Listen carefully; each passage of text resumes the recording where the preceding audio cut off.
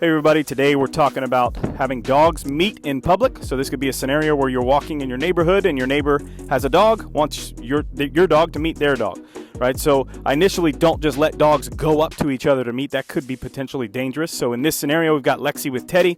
I've got Jackson. These two dogs have not had a physical interaction, but they have been in proximity together. So notice we're just walking side by side here, right? So I'm not going to just let them initially meet. That's where we can have a lot of issues where the dogs are highly aroused, they're stressed, they're anxious, we're not catching body language cues, and then there's a dog fight. So we're just letting them acclimate. This gives me time as the owner to assess body language, so I can see Jackson here is getting pretty excited. I can also watch Teddy, and so like I don't see any major red flags. They look like they want to play, right?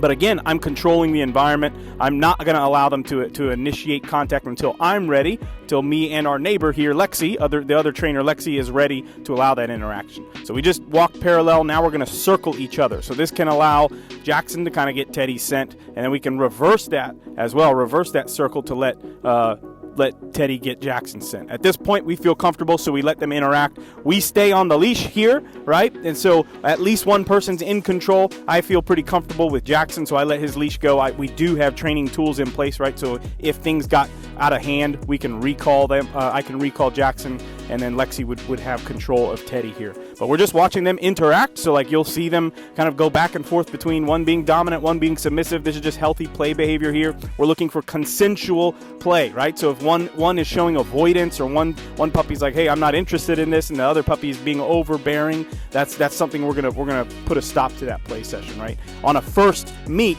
normally this is in a controlled environment, but normally I would maintain control of the leash as well.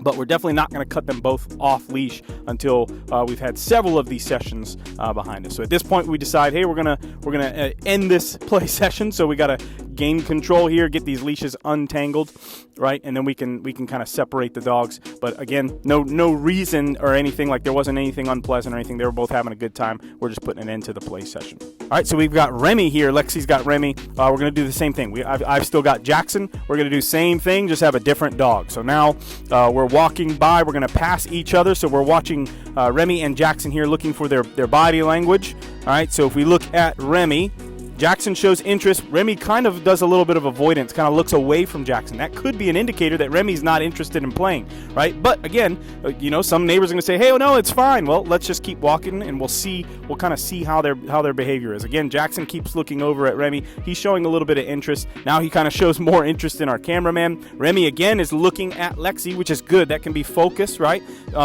Remy is not showing as much interest in Jackson. Now starts to kind of take notice. So we do this circle, and Remy's probably getting Jackson's scent, all that kind of stuff. So that can help kind of lower some of any kind of anxieties that Remy might be feeling, right?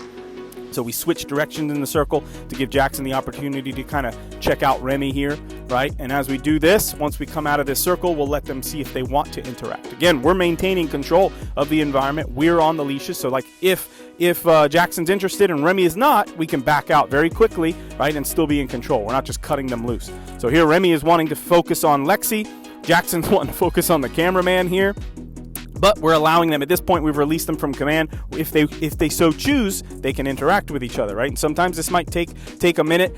Be careful to not force this, right? So like we're just trying to, for the video purposes, trying to get them to interact so we can show you guys some body language and whatnot. See how Remy was kind of unsure. They're getting kind of rigid. So again, that might be a situation where we would cut it off if you're not comfortable, right? But we let them kind of keep going to see if they're going to kind of figure it out and work it out together, which they start to, right?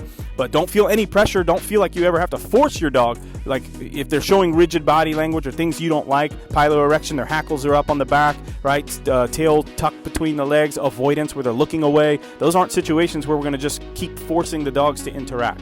All right, so we see here they kind of warm up to each other. Now they're having a good interaction because of the initial signs that Remy was showing where he was very rigid and kind of avoiding. I'm maintaining the leash a little bit longer on Jackson just in case we do have to separate them if at some point Remy decides, hey, I'm no longer having a good time. But if we look at them now, they're both going back and forth, doing some groin sniffing there, very normal socialization behavior for them. Jackson's getting up on top of Remy, right, which can be a very dominant move, right? So that's something to watch out for. If Remy doesn't like that, he might snap or bark or bite or lunge back at Jackson. If Jackson doesn't respect that, then it can go into a dogfight, right? But right here it's showing some respect. They're going back and forth between being the dominant and the submissive one. So this is a good healthy session here. All right, so I dropped the leash. I'm feeling comfortable again. So sometimes it can make it worse when you have all the leashes in there because it gets all tangled up and everything can cause the dogs to get frustrated. So we're just going to have one handler maintain the leash control, and then I'm just going to let Jackson do his thing. Again, Jackson's been with us for a while, so I'm pretty solid on his recall, right? So if you don't have that in place, let's say these are two dogs that are untrained, I'm probably going to stay on the leash, right? So letting Jackson do some zoomies here, so he's kind of running around. Remy is still showing some interest here, wanting to engage with him, right?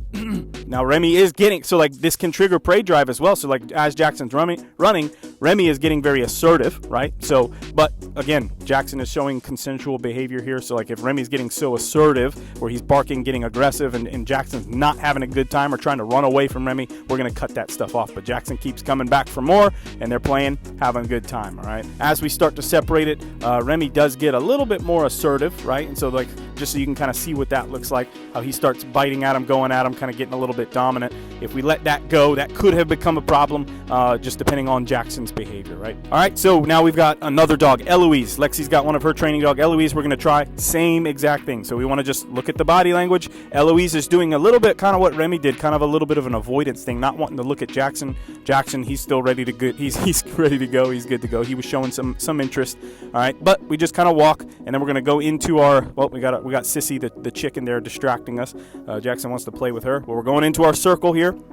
So we're allowing Eloise to check out Jackson if she should choose to, right? And I'm also not holding Jackson to like a super strict heel position because I kind of want him to be able to go and check her out if they want to, but I'm not letting him get to her, right? Normally we're not going to just let our dog react at another dog or lunge towards another dog, even if it's playful, right? Especially if we're training. But in this case, we're going for an interaction. Our intention is to allow them to interact. So Jackson goes to interact. Eloise, not interested. She's looking at Lexi, right, for guidance. She goes into a down. She's looking away from Jackson, looking at Lexi. This can be a stress behavior. Notice she's panting as well. You can see we're in hoodies. It's not hot or anything like that. So Eloise is actually showing some signs of stress. Jackson's wanting to engage. She's avoiding. She's kind of pulling out, kind of going away from Jackson. So this would be a no-go.